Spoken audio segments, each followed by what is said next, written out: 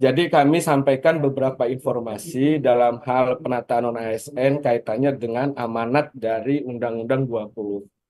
Nah, seperti yang kita ketahui, profil tenaga non-ASN ini totalnya 2,3 juta. Nah, lalu dengan profilnya non-ASN macam-macam di situ isinya. Mulai dari pendidikan, ada yang SMA, lalu kemudian ada yang S1, dan lain sebagainya.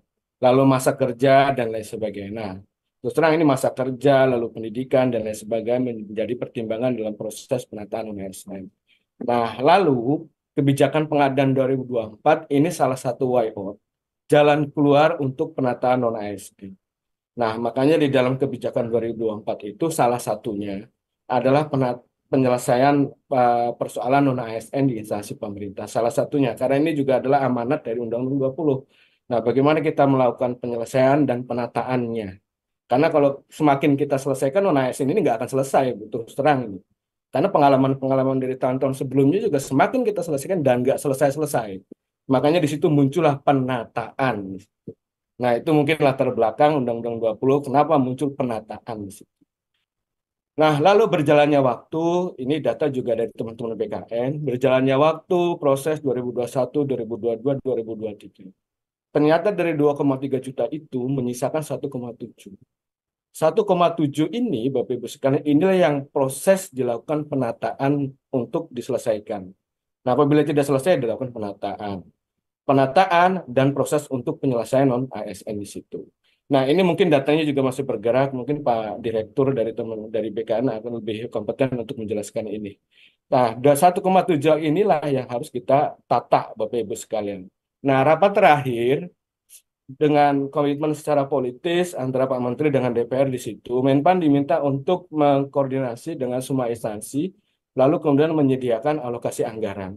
Sorry, mengalokasikan untuk formasinya dalam proses penataan orang ASN di sini. Nah, lalu poin-poin berikutnya ada teman-teman dari BKN, tugas-tugas teman-teman BKN dan lain sebagainya di situ. Ada proses formal dan lain sebagainya di situ.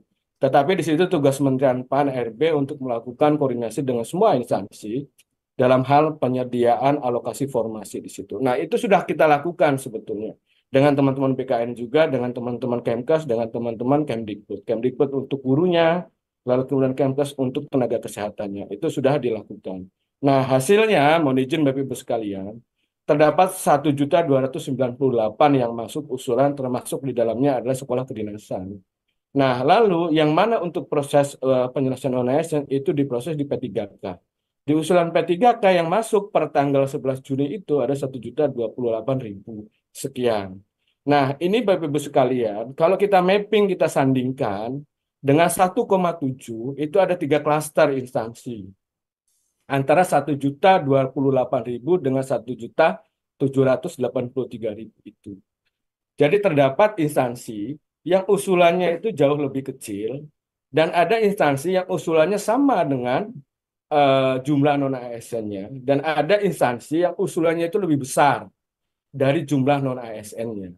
Nah, untuk instansi pusat itu ada 24-an, ada sekitar 24 usulannya lebih kecil. Lalu di instansi daerah 406 usulannya itu lebih kecil dari jumlah non-ASN yang ada di database BKN. Nah, ini salah satunya adalah kemampuan anggaran dan lain sebagainya. Sudah mendekati 30%, bahkan ada yang lebih dari 30% di situ. Lalu ada yang usul sesuai dengan data non ASN-nya, itu di instansi pusat ada sekitar 9 instansi, lalu di instansi daerah ada sekitar 4 instansi. Dan yang usul lebih besar dari jumlah non ASN-nya ada 46 di instansi pusat dan 136 di instansi daerah. Nah, lalu rencana, ini baru rencana kebijakan. Nah, ini nanti siang juga akan dibahas di Rapim. Rencana kebijakan untuk 2024, formasi P3K 100% untuk non-ASN.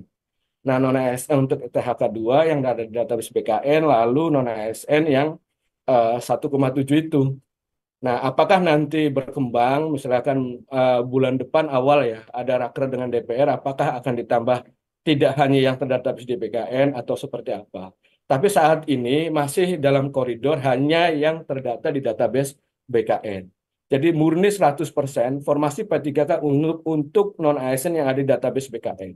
Lalu bagaimana dengan formasi CPNS? Nah, ini kita buka untuk umum, memberikan kesempatan untuk talenta-talenta baru, di dalamnya talenta digital dan lain sebagainya untuk mengikuti seleksi CPNS. Dan ini sifatnya kompetitif.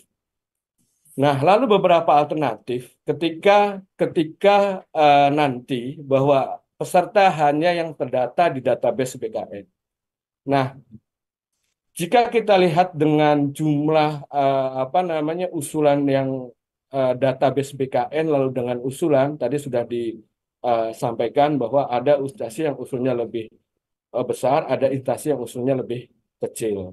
Nah, di dalam database 1,7 saat ini sedang dilakukan verval oleh teman-teman BPK dan teman-teman BKN. Nah, untuk teman-teman maaf, teman-teman BPKP untuk kriteria 1, lalu untuk teman-teman BKN itu di kriteria 5 sampai dengan 6.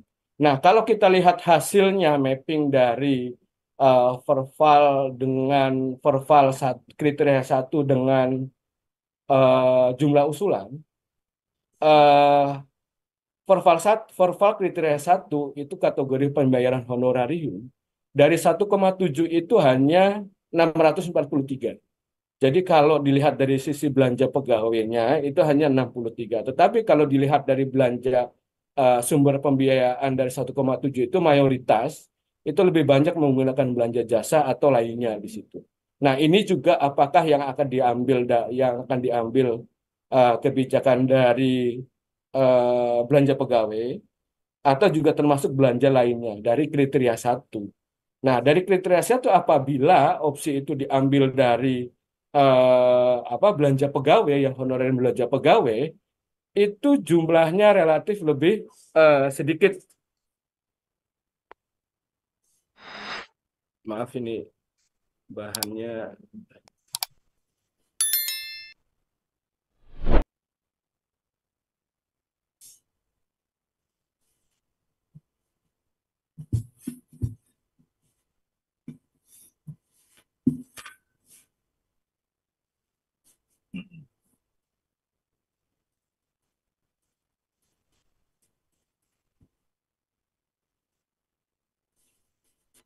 Nah, kalau relatif kami lanjutkan. Kalau misalkan yang diambil adalah dari data non ASN adalah dengan kriteria 1, itu relatif lebih sedikit baik baik dari sisi jumlah maupun hasil mappingan dengan usulannya. Lalu alternatif-alternatif yang lain, apabila kriteria yang diambil hasil verval itu lima kriteria yang dilakukan verval oleh teman-teman BKN yaitu kriteria 2 sampai 6, itu jumlahnya juga relatif kecil tetapi lebih banyak dari kriteria verval di kriteria 1. Nah, ini juga prosesnya sedang berjalan. Nah, kami tunggu juga prosesnya, update-nya dari teman-teman BKN. Nah, ini Bapak Ibu sekalian.